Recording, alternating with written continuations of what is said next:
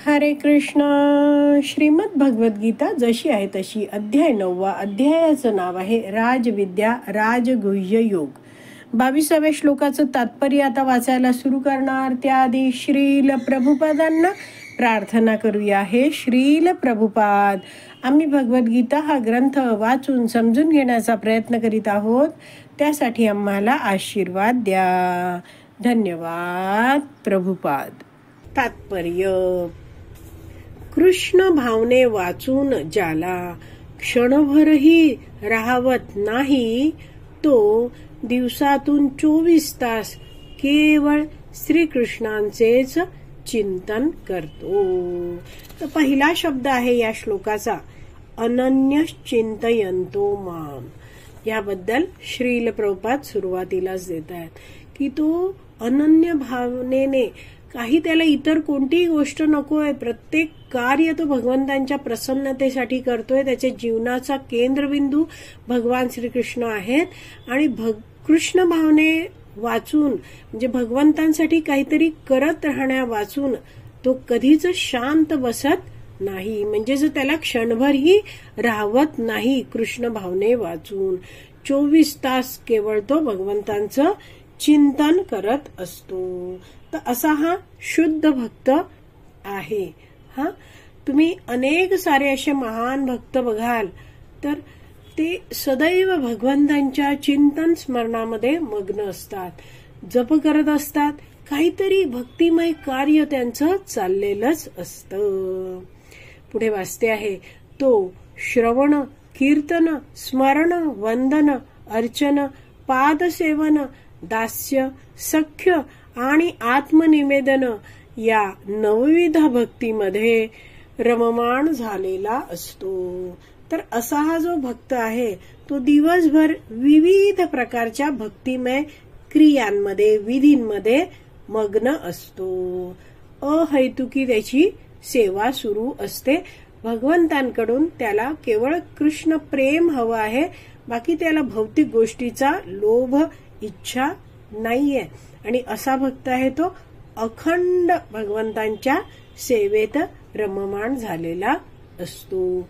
तर ही सगळी 9विधा भक्ती आहे, ज्यामध्ये तो भगवंतांचं श्रवण करतो, म्हणजे भगवंतांबद्दल ऐकतो, पुन्हा पुन्हा ऐकतो, रोज ऐकतो.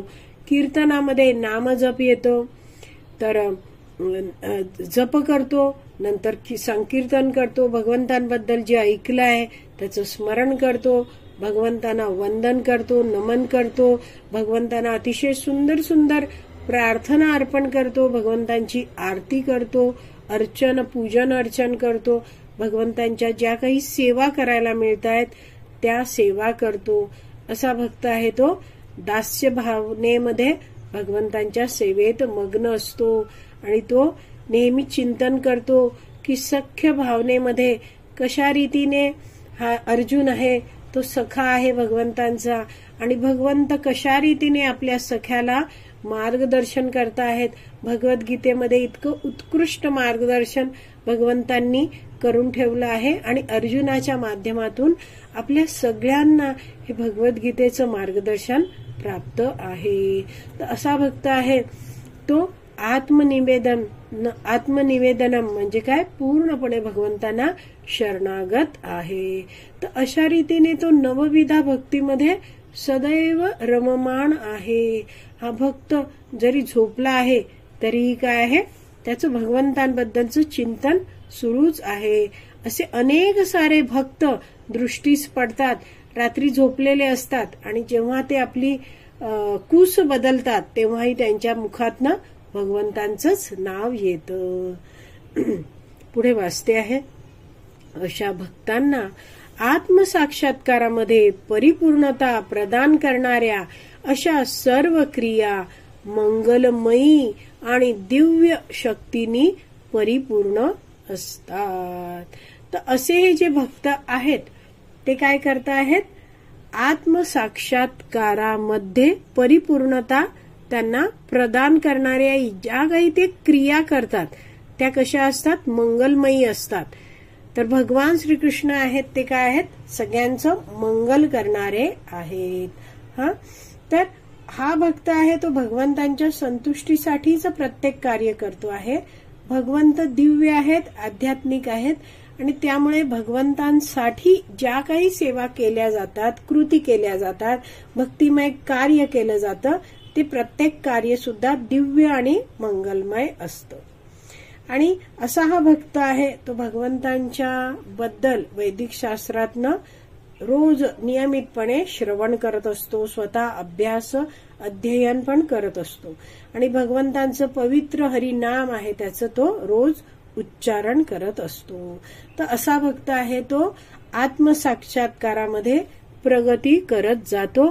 त्याची प्रत्येक कृती आहे ती मंगलमयी आहे. तो कधीच कोणाचं अमंगल होईल असा विचार करत नाही. त्याची कृती कोणाचंच अमंगल करत नाही. उलट असा महान भक्त जेव्हा दिसतो लोकांना तेव्हाही त्यांना अतिशय चांगले भाव मनात येतात की चांगला भक्त आपल्याला आज दिसला आहे. तर असे भक्त आहेत ते भगवंतांच्या आशीर्वादाने भगवंतांच्या नामाचा प्रचार सुद्धा करतात, भगवंतांच्या भक्तीचा प्रचार करतात. त्यांच्यामध्ये दिव्य शक्ती भगवंतांच्या कृपेने येते. पुढे वाचते आहे, यामुळे भगवत भक्त भगवंतांचे केवळ सानिध्य प्राप्त करण्याची इच्छा करतो. तर असा भक्त आहे तो कसा आहे, अन्य अभिलाषिता शून्यम आहे. त्याला भौतिक कोणतीच अभिलाषा नाहीये, इच्छा नाहीये. एकच अभिलाषा आहे, मला भगवंतांची सेवा करायची आहे, मला भगवान श्रीकृष्णांच्या चरण कमलांप्रती प्रेम भक्ती प्राप्त करायची आहे. त्याला भगवंतांचं सानिध्य प्राप्त करण्याची इच्छा आहे. बाकी कोणतीच इच्छा त्याच्या मनात नाहीये. असा हा भक्त निसंदेह विना प्रयास भगवत प्राप्ती करतो. यालाच योग असे म्हणतात. तर असा भक्त आहे तो निसंदेह. निसंदेह म्हणजे काय आहे, शंकाच नाही, नक्कीच जाणार आहे.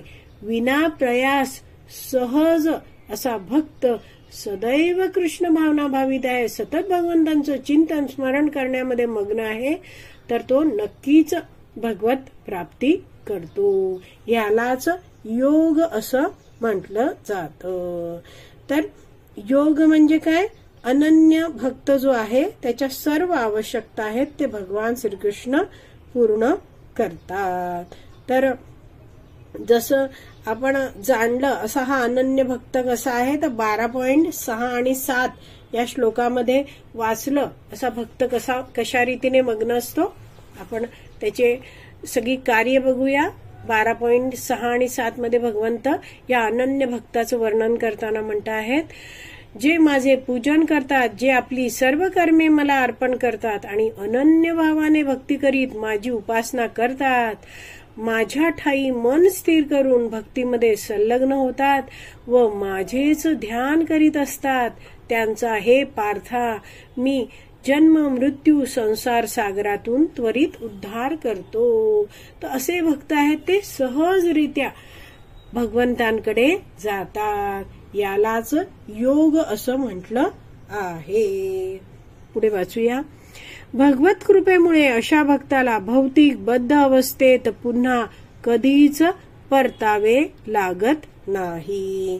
तर असा हा भक्त आहे त्याला पुन्हा कधीच या भौतिक जगतात यायला लागत नाही. का? कारण भगवंतांनी त्याच्यावर कृपा केलेली असते. क्षेम म्हणजे भगवंतांचे अहैतुकी संरक्षण होय. तर क्षेम या शब्दाचा अर्थ आपण वर वाचला, रक्षण. तर भगवंतांचं अहैतुकी संरक्षण. तर भगवंत आहेत ते काय आहेत, अहैतुकी कृपा करतात. म्हणजे त्यांना कुणाकडूनच काहीच नकोय. भगवंत तर स्वराट आहेत, स्वयंपूर्ण आहेत. पण जेव्हा भगवंत बघतात की हा भक्त माझी अनन्य प्रकारे भक्ती करतो आहे, तर अशा भक्ताचं भगवंत अहैतुकी संरक्षण करतात. भगवंत म्हणतात योगक्षेमम वहामी अहम. आणि स्वतः असे भगवंत आहेत त्या भक्ताला या जगतात असतानाही सुरक्षित ठेवतात, संरक्षण करतात आणि त्याचं देह त्यांनी सोडला आहे तर त्याला भगवत धामात सुद्धा घेऊन जातात. तिथून पुन्हा कधीच या भौतिक जगतात परतावं लागत नाही. पुढे वाचते आहे, योगाद्वारे कृष्ण भावनेची प्राप्ती होण्याकरिता भगवंत भक्ताला सहाय्य करतात आणि जेव्हा भक्त पूर्णपणे कृष्ण भावनाभावित होतो तेव्हा त्याचे दुःखपूर्ण बद्ध अवस्थेत पतन होण्यापासून रक्षण करतात. तर भगवंत इतके परम दयाळू आहेत की ते योगक्षेमम वहामी अहम या वाक्याद्वारेच सांगता आहेत की योग म्हणजे काय आहेत, आवश्यकता किंवा गरजा पूर्ण करणारे आहेत. तर असा हा भक्त जो कृष्ण भावनेची प्राप्ती करण्याकरता प्रयत्न करतोय तर त्याला भगवंत सर्वतोपरी सहाय्य करतात, मदत करतात. आणि जेव्हा हा भक्त पूर्णपणे कृष्ण भावना भावित झाला आहे तेव्हा काय आहे, या भौतिक जगतात भगवंत त्याला ठेवत नाहीत. या भौतिक जगतातून त्याचा त्वरित उद्धार करतात, त्याला आपल्या धामात घेऊन जातात. तर अशा रीतीने अतिशय प्रसिद्ध असलेला हा 9.22 श्लोक आहे तो आपला वाचून पूर्ण झाला आहे. आज इथेच विराम देऊया. श्रीमद भगवत गीता की जय. श्रील प्रभुपाद की जय. हरी बोल.